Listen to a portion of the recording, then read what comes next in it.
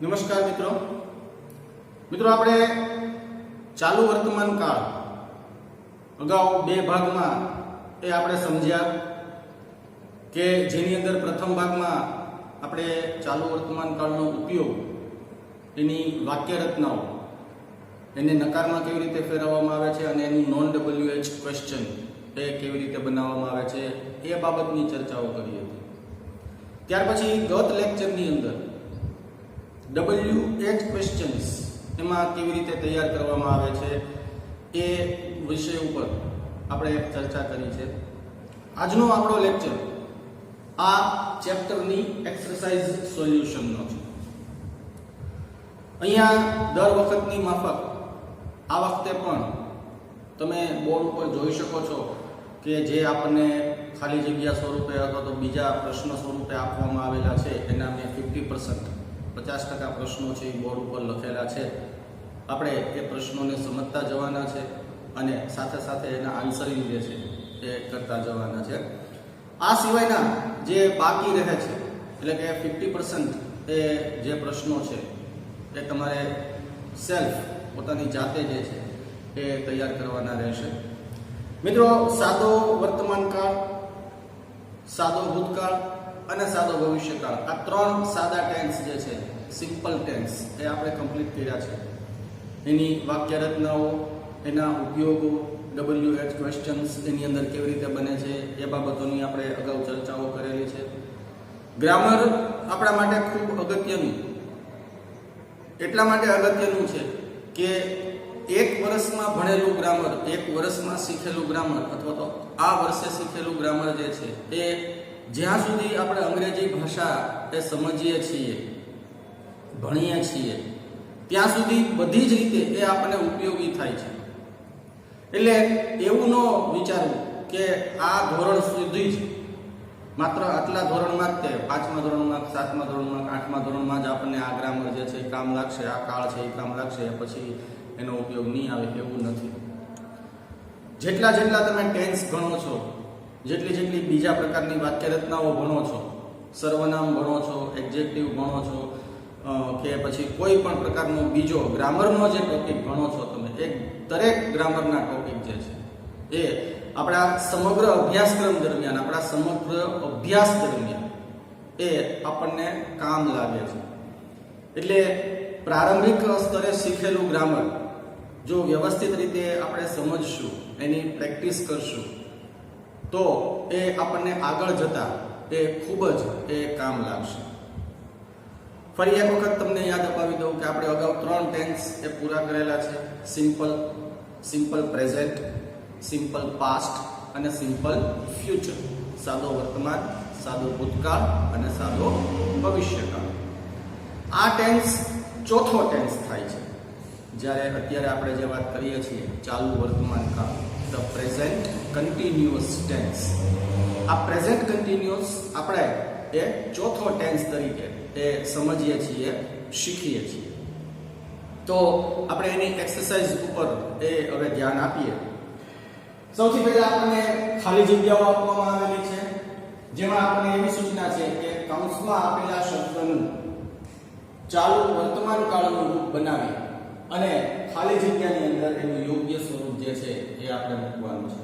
તો ચાલુ વર્તમાન કાળની વાક્ય રચનાને આપણે યાદ કરશું તો આપણને એનો ખ્યાલ આવશે કે ત્યાં ટુ બી ક્રિયાપદ કર્તાને અનુરૂપ મૂકવાનો છે અને જે મુખ્ય ક્રિયાપદ છે એ મુખ્ય ક્રિયાપદનું વર્તમાન કૃદંત એટલે કે એને આપણે ING લગાવીને મૂકવાનું છે. તો અહીંયા પહેલી ખાલી જગ્યા જ્યારે આપણે સમજીએ તો પહેલી ખાલી જગ્યામાં છે they blank their sons birthday now. બરાબર? કૌંસમાં આપણે શબ્દ આપેલો છે સેલિબ્રેટ, ઉજવવું. બરાબર ને? સેલિબ્રેટ કરવું એટલે ઉજવવું. તો સેલિબ્રેટ શબ્દ છે એને આપણે ING લગાવશું. એટલે ING લગાવવાના જે આપણે નિયમોને સમજેલા છે તો એની અંદર છેલ્લે ઈ આવે છે સેલિબ્રેટ શબ્દમાં.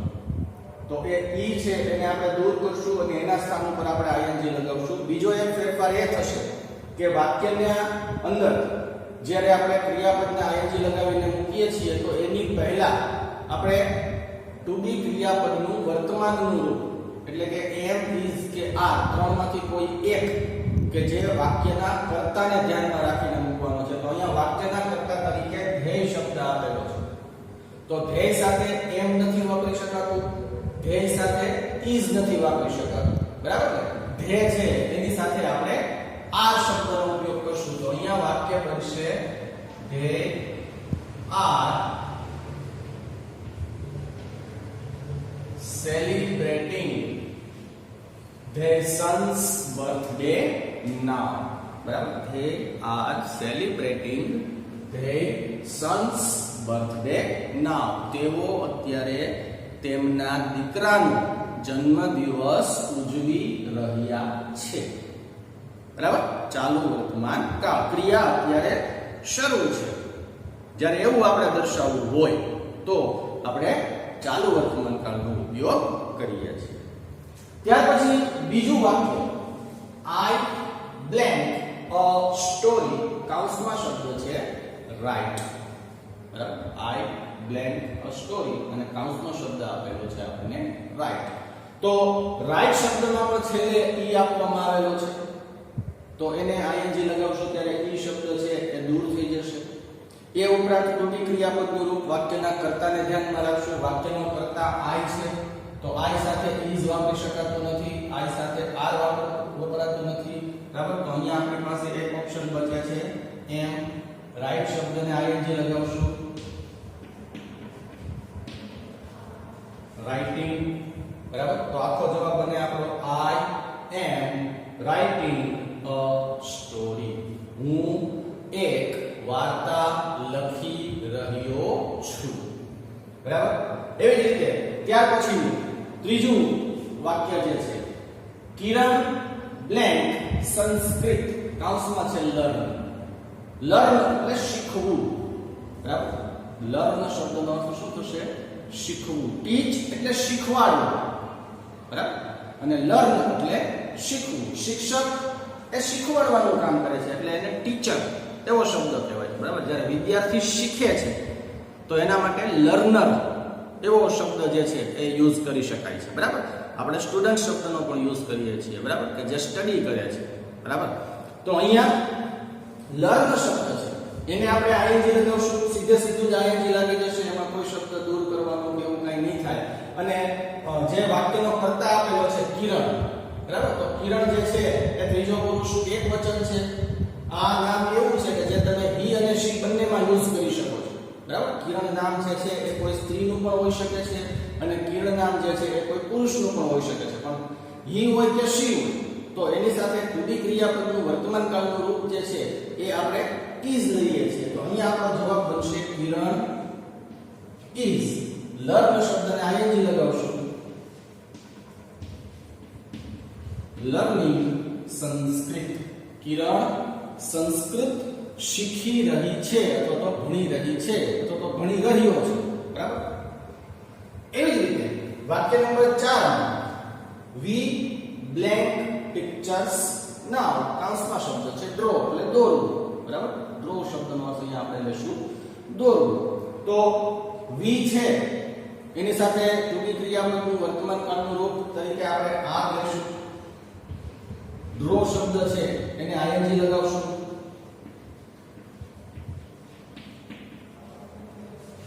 બરાબર? આપણો જવાબ બનશે we are drawing pictures now. બરાબર? અમે ચિત્રો દોરી રહ્યા છીએ. અને સૌથી છેલ્લું જે વાક્ય છે આપણને આપવામાં આવેલું છે, આ સૌથી છેલ્લું વાક્ય એ ing ની સાથે પ્રશ્નાર્થ વાક્ય છે. બરાબર? ચાલુ વર્તમાન કાળમાં નોન WH પ્રશ્નાર્થ છે. બરાબર? WH પ્રશ્નાર્થ નથી પણ નોન WH પ્રશ્નાર્થ છે. તો અહીંયા આપણને બે ખાલી જગ્યાઓ આપેલી છે. નામ જે છે વાક્યનો કર્તા જે આપેલો છે એની પહેલા એક ખાલી જગ્યા છે અને વાક્યના કર્તા પછી એક ખાલી જગ્યા છે. એટલે વાક્ય જ્યાં પૂરું થાય છે ત્યાં પ્રશ્નાર્થ આપેલો છે. બરાબર? એટલે નોન WH વાક્ય રચના છે. તો અહીંયા કૌંસમાં આપણને કૌંસ શબ્દ આપેલો છે blank Umang blank with us, કૌંસમાં છે કમ. બરાબર? તો ઉમંગ ત્રીજો પુરુષ એક વચન છે એટલા માટે is શબ્દનો ઉપયોગ થશે. બરાબર? ઉમંગ સાથે જ્યારે કૌંસ શબ્દને આપણે મૂકીએ છીએ તો કૌંસ શબ્દને જ્યારે ing લગાવીએ છીએ તો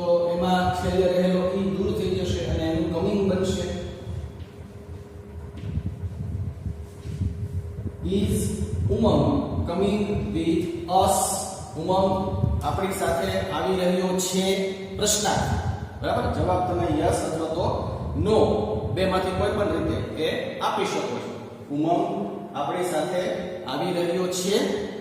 બરાબર, એ વાત. તો અહીંયા મિત્રો 5 ખાલી જગ્યાઓ જે આપણને આપવામાં આવેલી છે, આ 5 ખાલી જગ્યાઓ અને એના જવાબો એ આપણે અહીંયા પૂર્ણ કરીએ છીએ. ત્યાર પછી આપણને જે પ્રશ્ન નંબર 2 આપવામાં આવેલો છે કે જેમાં આપણને એવું કહેલું છે કે વાક્યની અંદર જે શબ્દો નીચે અંડરલાઈન કરેલી છે, બરાબર, રેખાંકિત એટલે કે અંડરલાઈન જેના નીચે લીટી કરેલી છે, એવા શબ્દો એ જવાબમાં મળે એ રીતે આપણે પ્રશ્ન વાક્ય તૈયાર કરવાના છે. તો આપણને જે વાક્ય આપવામાં આવેલું છે, આ વાક્યની અંદર ઘણી બધી વખત કોઈ એક શબ્દ નીચે અંડરલાઈન છે, ઘણી બધી વખત એક કરતા વધારે શબ્દો નીચે અંડરલાઈન છે.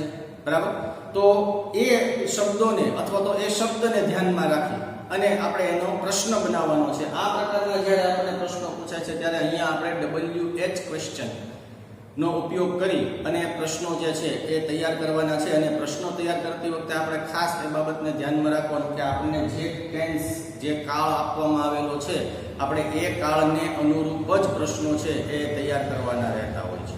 બરાબર, તો અહીંયા આપણને વાક્યો છે એ બધા ચાલુ વર્તમાન કાળના આપેલા છે, જેમાં સૌથી પ્રથમ વાક્ય છે Ankit and Pooja are singing a song.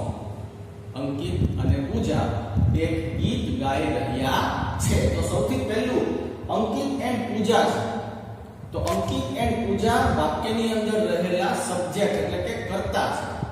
તો આપણે જ્યારે વાક્યની અંદર રહેલા કર્તાને જાણવો હોય તો આપણો પ્રશ્ન જે છે એ who થી એ તૈયાર થશે. બરાબર, અને આપણે સમજ્યા છીએ ગત લેક્ચરની અંદર કે who થી જ્યારે પ્રશ્ન બનાવીએ તો વાક્યનો કર્તા એકવચન છે કે બહુવચન કે વસ્તુનો આપણને ખ્યાલ હોતો નથી. એટલા માટે who સાથે હંમેશા આપણે is નો ઉપયોગ કરશું. બરાબર, તો આપણો પ્રશ્ન બનશે who is singing a song. બરાબર, who is singing a song. જ્યારે આપણે પ્રશ્ન બનાવીએ છીએ ત્યારે જે શબ્દની નીચે અંડરલાઈન કરેલી હોય છે એ શબ્દ દૂર થઈ જાય છે, કારણ કે એ તો જવાબ છે. બરાબર, તમે જવાબને પણ જો પ્રશ્નની અંદર લઈ લેશો તો તમે પ્રશ્ન સાચી રીતે, યોગ્ય રીતે બનાવી શકો નહીં. તો અહીંયા આ પ્રશ્ન જ્યારે પૂછીએ આ વાક્યને who is singing a song, ગીત કોણ ગાઈ રહ્યું છે, તો આપણને જવાબ મળે છે અંકિત એન્ડ પૂજા. બરાબર છે, તો આપણો આ પ્રશ્ન જે છે રેખાંકિત શબ્દો પરથી પ્રશ્ન વાક્ય બનાવો, એનો 2 પ્રશ્નો બનાવવાના છે. પહેલા પ્રશ્નનો જવાબ આપણને અંકિત એન્ડ પૂજા મળે, બીજા પ્રશ્નનો જવાબ અ સોંગ મળે. હવે આપણે બીજો જે પ્રશ્ન બનાવશું એ પ્રશ્નનો જવાબ આપણને સોંગ મળવો જોઈએ. બરાબર, તો સોંગ જે છે એ વાક્યની અંદર રહેલું કર્મ છે એટલે કે ઓબ્જેક્ટ છે. તો કર્મ જાણવા માટે થઈ અને આપણે પ્રશ્ન શેનાથી બનાવવો પડશે? વોટ થી બનાવવો પડશે. બરાબર ને, તો અંકિત એન્ડ પૂજા શું ગાઈ રહ્યા છે? બરાબર ને, અંકિત અને પૂજા એ શું ગાઈ રહ્યા છે? તો આપણો પ્રશ્ન કંઈક આ રીતે કરશે, વોટ આર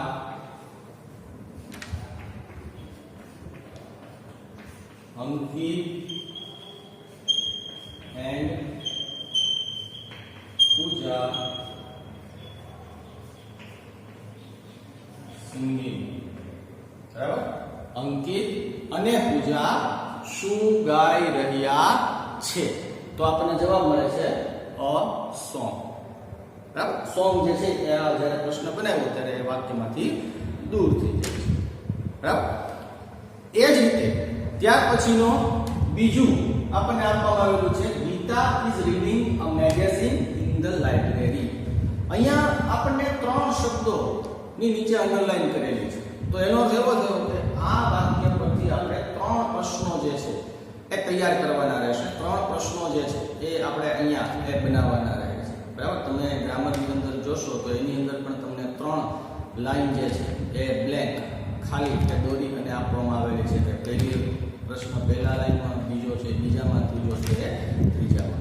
તો અહીંયા આપણે સૌથી પહેલો પ્રશ્ન બનાવીએ કે જેનો જવાબ આપણને એ મળવો જોઈએ, બરાબર. તો આપણો પ્રશ્ન બનશે who is reading a magazine in the library. બરાબર. Who is reading magazine in the library. બરાબર. લાઇબ્રેરીમાં મેગેઝિન કોણ વાંચી રહ્યું છે? તો આપણને જવાબ મળે છે ગીતા. હવે આ મેગેઝિન આપણે જવાબ તરીકે જોતો છે, બરાબર. ગીતા લાઇબ્રેરીમાં શું વાંચી રહી છે? બરાબર. મેગેઝિન છે એ કર્મ છે, બરાબર. તો આપણો પ્રશ્ન બનશે વોટ થી. What is Gita reading in the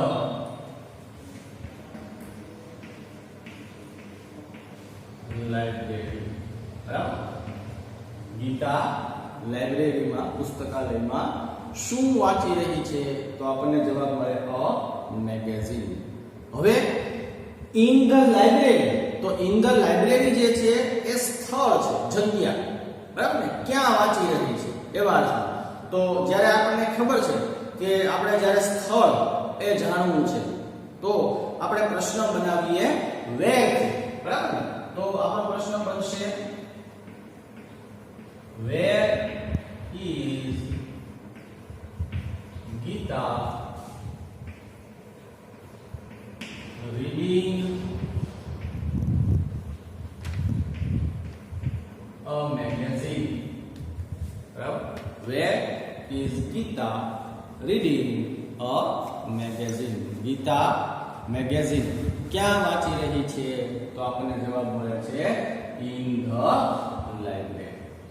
બરાબર છે. ત્યાર પછી વાક્ય નંબર 3 કે જેમાં આપણને આપેલું છે મોના is eating an apple. બરાબર. તો who થી પ્રશ્ન બનાવશું. પ્રશ્ન બનશે who is eating an apple. બરાબર. Who is eating an apple? સફરજન કોણ ખાઈ રહ્યું છે? બરાબર છે. હવે બીજો પ્રશ્ન છે an apple. તો an apple છે એ કર્મ છે, બરાબર. મોના શું ખાઈ રહી છે? તો આપણને જવાબ મળે સફરજન એન્ડ એપલ. તો આપણો પ્રશ્ન બનશે વોટ ઇઝ મોના eating. બરાબર. What is Mona eating? મોના શું ખાઈ રહી છે? બરાબર. ત્યાર પછી વાક્ય નંબર 4. વાક્ય નંબર 4 ની અંદર we are buying fruits. તમે આ વાક્ય નંબર 4 જ્યારે ગ્રામરમાં જોશો ને તો એમાં buying અને fruits એમ લાઈન કરેલી છે, બરાબર. પણ buy જે છે મુખ્ય ક્રિયાપદ છે. વાક્યમાંથી મુખ્ય ક્રિયાપદ આપણે દૂર કરી દઈએ તો આપણે એનો પ્રશ્ન જે છે એ બનાવી શકીએ નહીં. એટલા માટે મેં અહીંયા અંડરલાઈન માત્ર fruits એ નીચે જ કરેલી છે. એ થોડી આપણે સુધારી લઈશું. આપણે એટલું ધ્યાનમાં રાખી દઈશું કે આ બાઈંગ શબ્દ નીચે અંડરલાઈન નથી, માત્ર ફ્રૂટ્સ જે છે એના નીચે એ અંડરલાઈન છે, બરાબર. તો we are buying fruits.